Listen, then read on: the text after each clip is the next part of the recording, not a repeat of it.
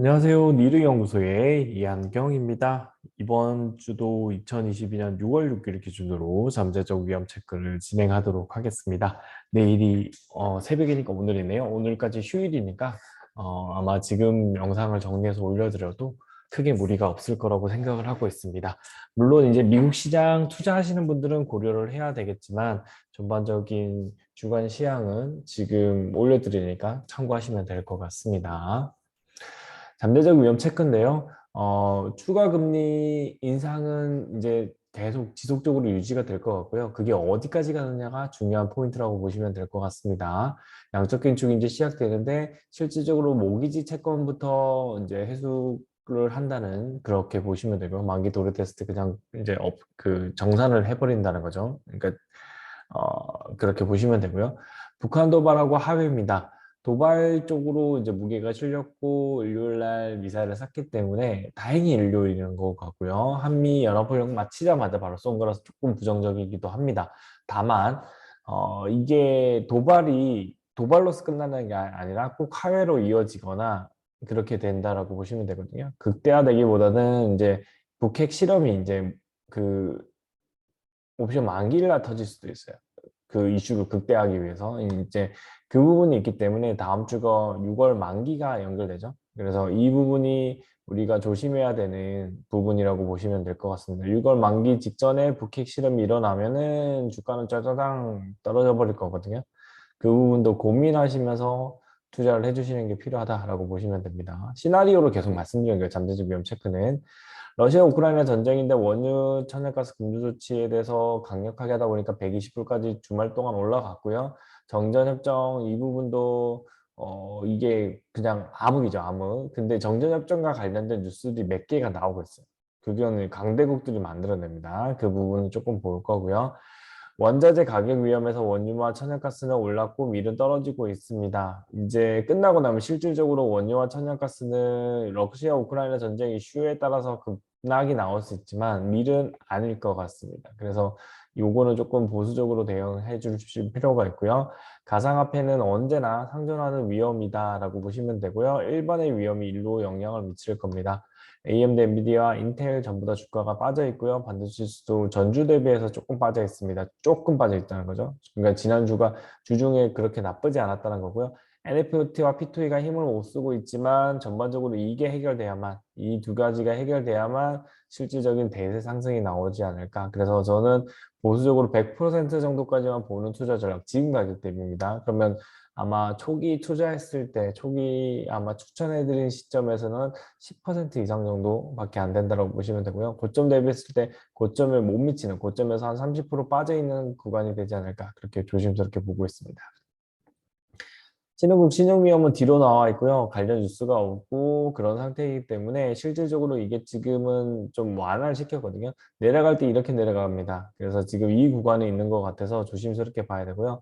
여기서 지지가 나와줘야 되는데 이거는 주간 시향의 기술적 차트 분석을 한번 보시면 될 것 같습니다. 중국 코로나 정책 위험이 있는데요. 봉쇄 완화, 부양책이 방점이 찍혔는데 추가 부양책이 있느냐 없느냐에 따라서 주가는 아마 바닥에서 올라오지 못하고 왜냐면 성장률이 꺾였기 때문에 이게 주가에는 부정적이거든요. 다만 올해가 만약에 최저점이라고 하면 내년에 다시 반등할 나올 기회가 있습니다. 그러나 그간 중국이 조금 투자하는 회사들을 극악무도하게 좀 괴롭혔죠. 그게 이제 부정적인 요인들이 많다라고 보시면 될 것 같습니다. 하나씩 살펴볼게요. 미연중 결과는 계속 말씀드렸지만 0.75pp는 없는 거고요. 중간에 쉬지 않고 계속 달리겠다 그렇게 보고 있거든요.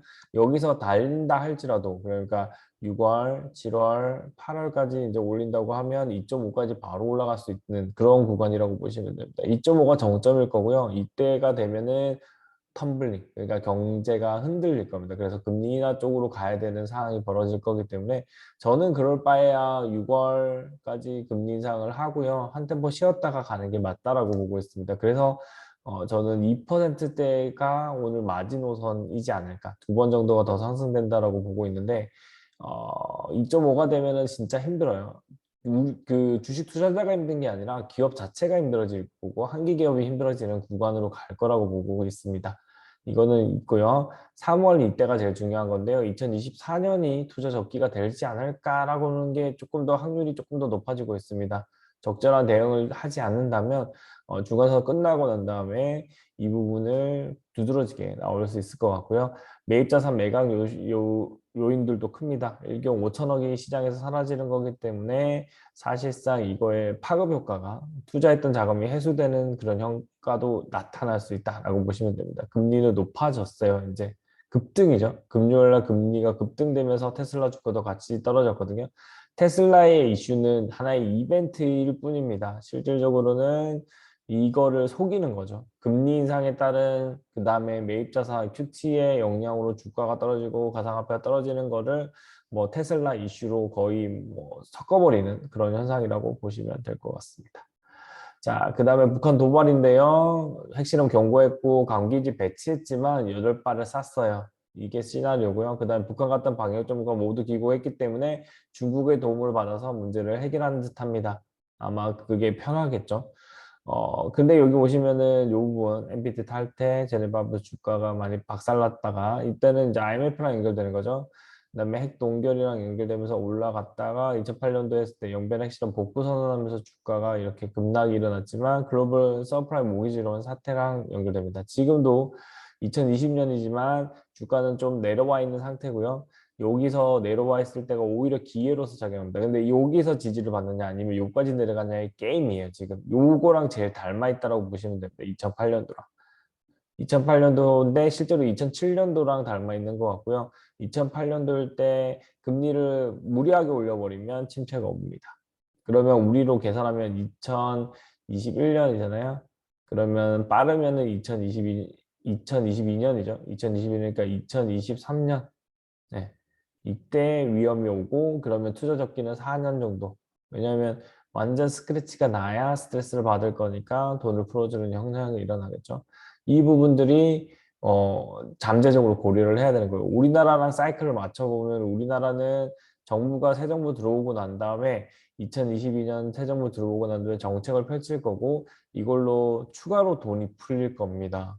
이게 무슨 말이냐면 세계 경제가 힘들어지는 와중에 우리는 돈을 푸는 방향으로 갈 수밖에 없어요. 왜냐하면 정부의 세수가 지금 꼬여 있어요. 세수가. 기재부가 좀 이상한 짓을 했어요. 돈을 많이 모아놨습니다. 세금은 쉽게 뜯기게 되어 있는 상태거든요. 이 부분이 어느 정도 내려서야만 되는 거고요. 이거를 경제 상황이 안 좋아져서 이게 덜 모이면 크게 무리는 없어질 수도 있지만 결국에는 개별 주가가 빠질 수 있다. 이렇게 봐주시면 될 것 같습니다. 그래서 지금 시기는 지금 다시 반등이 나오면 언제나 엑셀에서 현금 보유를 하시거나 그 주식 투자하시는 분들은요. 그게 아니라고 하면은 풀 베팅은 절대 하지 마시고요. 아예 저는 주식시장 떠나가지고 수익이 더 커졌다는 경우를 많이 본 적이 없어요. 주식시장이 계셔야만 바닥 찍을 때도 하고 이렇게 가더라도 요 구간에 때 매집해서 요 구간에 잠시 팔면서 수익을 내고 또 내려와서 다시 한 번 더 그 플레이를 하는 게 전체적인 계좌 전체에 매입한 금액이 총액이 늘어나면서 이걸 한 방에 털어버리죠. 그러니까 아까 말씀드렸던 2024년 요 구간에서 털립니다. 대부분의 종목이 탈출이 가능하거든요. 그 부분들 생각하시면서 대응하시고요. 2008년도 때 좋은 종목이 하이닉스였습니다. 하이닉스가 5만 원 이내였고요. 결국에는 장기간 보유하면서 15만 원까지 가 있는 그런 종목이 되는 거죠. 그러니까 그런 걸 생각하시면서 대응을 해주시면 좋을 것 같습니다. 러시아 우크라이나 전쟁 이슈인데요. 지난주까지가 여기였고요. 지금 금수 때문에 이만큼 올랐습니다. 사망자보다는 난민과 건물 붕괴 수가 많고요. 이게 소강 상태에 가깝습니다. 근데 러시아 전쟁에 군인들 안 하려고 하지만 군인들만 있어서 전쟁하는 거 아니죠. 여기는 대규모 공습. 그러니까 너네 휴전 안 하면 때리겠다라도 됩니다. 그 다음에 마크롱이 이벤트가 큰 것 같아요. 푸틴을 근력 주지 않아야 된다. 그러면 휴전 협상 쪽으로 이후에 강대국들이 밀어붙일 가능성이 있습니다. 미국은 이렇게 해서 전쟁을 하기를 원하겠지만 전쟁이 계속되면 결국에는 전쟁의 당사국이 되는 나토도 당사국이 될 수도 있겠죠. 확전이 되면 미국보다 여기를 먼저 때릴 거니까. 그러면은 그 부분에서는 큰 불협화음은 되는 거고요. 그러니까 그 유럽이 이제 힘들어지는 그런 상황이 되는 거죠. 미국만 좋은 일인 거죠, 결국에. 네, 그렇게 보시면 될 것 같습니다. 그래서 러시아 전쟁 이슈는 좀 위험의 정도는 떨어졌지만 휴전 협정으로 갈 것 같긴 한데 러시아와 우크라이나가 둘 다 명분이 있어야 되겠죠. 예, 그 명분을 어느 정도 지어야만 휴전협정으로 넘어가는 그런 구간이지 않을까 이렇게 보고 있습니다. 원자재 가격 위험인데요. 이제 원유 올랐고 이거는 떨어졌습니다. 근데 소매기 떨어져서 긍정적이고요. 이렇게 떨어지는 모양을 확실하게 보였기 때문에 이제는 조금 걱정 안 하셔도 되고 에그플레이션이라고 하는 에그 인플레이션이 이제 줄어들 것 같습니다. 원유는 금수 조치 때문에 또 올랐다가 이벤트에 따라서 올랐기 때문에 이제 이런 꼬리가 만들어진다면 일본 기준입니다. 꼬리가 만들어지면 투자만 하고요. 지금 요 구간에 가까워요. 그러면 추가 상승이 가능합니다. 그래서 근데 재밌는 건 여기 구간을 찍고 올라갈 수도 있고 이거를 아예 근처도 안 가는 요 구간 밑으로만 나온다면 좋은 거고요. ETF를 추천해드리고 있는 이유가 지금 풀베팅이 아닙니다. 계속 분할 매수를 계속 꾸준히 해주시면 되는 겁니다. 그리고 이게 저는 여기 정도까지는 간다라고 보고 있어요. 가면은 털고 나갑니다. ETF 투자가 좋습니다. 선물 투자는 위험한 거기 때문에 하시려고 안 하시는 걸 추천해드리고 ETF로 그냥 이 정도의 수익률 이것만 해도 지금 얼마예요? 20% 넘죠. 그렇게 보시면 됩니다. 이것까지도 안 받아요. 10에서 15%만 수익이 나면 빠이빠이 할 종목이다. 그렇게 봐주시면 됩니다. 천연가스입니다. 천연가스 같은 경우에는 유럽이 이제 대세적으로 이렇게 상승하고 있는 건 맞아요. 상승하고 있는 거고 지금 그래도 그 구간이 이제 내려올 때가 되었다. 80을 깨고 한번 내려올 때가 되었다. 그렇게 보고 있는 거고요. 그 부분에 대해서는 결국에는 러시아, 우크라이나 전쟁이 어떤 방식으로 해결되느냐가 매우 중요하다. 그렇게 보시면 될 것 같습니다. 가상화폐인데요. 가상화폐에서 이제 리플은 오르는 척 하다가 다시 내려와 버렸고요. 이제 지난주 대비했을 때 동일합니다. 여기도 동일하게. 지금은 이런 구간이 되면 거의 바닥을 다진 거에 가깝습니다. 거의 이제 더 이상 떨어질 구간이 없는 것 같은데요. 그래도 고개를 살짝 들 때 플레이를 하는 게 조금 나아 보입니다. AMD와 엔비디아 같은 경우에 인텔 딱 보시면은 AMD는 지난주 대비해서는 오른 거 확실하고요. 엔비디아도 지난주 대비해서 올랐는데 인텔 같은 경우에는 이거 비교가 되죠. 그러니까 고점 대비했을 때는 떨어졌지만 지난주 대비해서도 그냥 거의 본점 비슷하게 그렇게 되어 있는 거고요.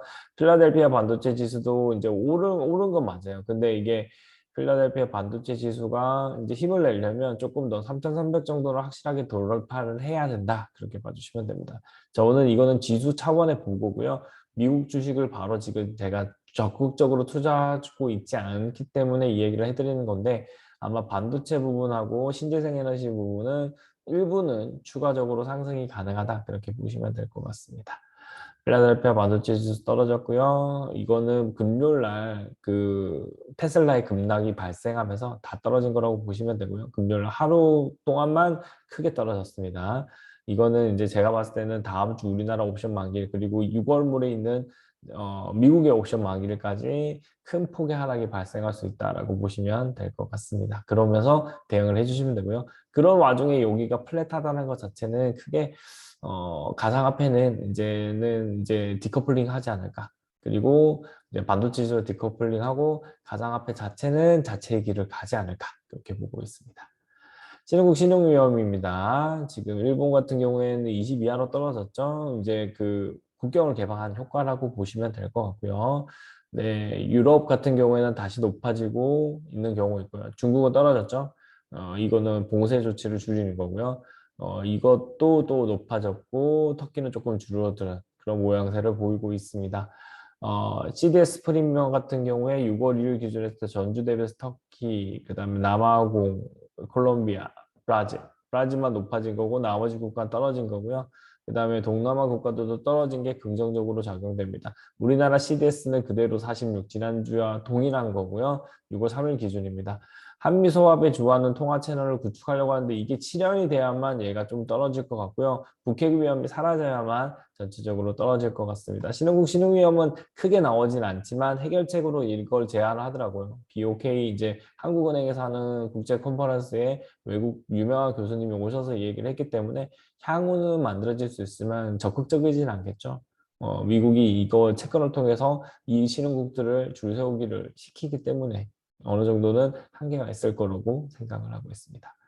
중국 코로나 정책 위험인데요. 봉쇄 정책이 완화되고 있어요. 그래서 이제 줄이는 거고요. 조선은 긴장감 고조라고 하는데 이건 주가를 조금 괴롭히기 위한 거고 결국에는 윈입니다. 윈이 될 수밖에 없고 중국은 배가 여러 번 손상이 일어났기 때문에 결국에 한국 조선이 좋아 보입니다. 그러니까 한국의 조선 업종입니다. 방역 완화로서 13일이니까 지금 다음 주는 13일이 오려면 그 다음 주가 되겠죠. 그러니까 목요일 옵션 만기일날 급락 시켜놓고 금요일날 올리는 그런 전략이 나올 수도 있겠구나 그렇게 딱 보입니다. 중국 주식은 좋아요. 그래서 항생 지수에 대한 투자도 나쁘지 않습니다. 이미도 올랐어요. 그러니까 ETF로 해서 투자하셔도 충분할 것 같고요. 결국에는 몇 년간 저점이 될 수도 있지만 이거는 결국에는 미국의 경기 침체가 일어나느냐 아니냐의 게임이기 때문에 그거를 예의주시하시면서 분할 매수 꼭 해주시는 거 꼭 필요하다. 그렇게 봐주시면 될 것 같습니다. 여기까지가 위험이고요. 이제 그러니까 미국의 경기 침체가 일어났을 때 어떻게 되는지 한번 보겠습니다. 향후 주가 현방인데요. 미국 경제 침체가 일어나면 주가가 평균 마이너스 36% 빠진다고 되어 있고요. 가장 크리티컬했던 게 56%. 네, 이렇게 하락했습니다. 이때는 디폴트. 저는 이 디폴트가 이번에 코로나를 막아준 큰 역할을 했다라고 보고 있고요. 그래서 이렇게까지 긴 기간은 안 하지 않을까라고 봅니다. 많이 해야 12개월 정도인데 지금 마이너스 11% 하락을 해서 지금 시점부터 계산을 한다면 이렇게 될 수는 있어요. 그러니까 왜냐하면 이때도 버텼거든요. 이때부터 버텼어요. 1년간 버텼다가 8월쯤에 2008년도 그래서 2008년도 서프라임 모기지라고 하잖아요. 2008년도 5, 6월 넘어갈 때 터졌거든요. 그러니까 이 시기적으로 이 두 가지를 비교를 하고 있다라고 보시면 되고요. 이 부분이에요. 경기 침체 가능성을 반영하면은 위험하다라는 게 악재적으로 위험을 좀 원인이고요. 근데 지금 투자 심리 반등, 밸류에이션 부담 해소, 낮은 주가 상승 여러 이런 부분들을 봤을 때는 정고점 갱신 가능성 낮다고 평가하면서도 그렇기 때문에 오히려 조금의 소폭의 상승이 가능하다.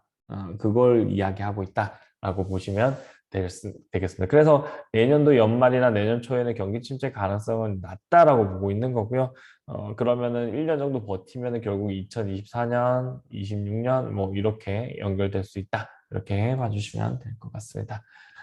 잠재적 위험이 계속 지속되고 있지만 우선순위는 바뀌고 있다는 걸 유념하시면서요. 시나리오 들으신 거 참고하시면서 다음 주도 좋은 대응 하시기를 기원드립니다. 오늘 영상 여기까지 하겠습니다. 감사합니다.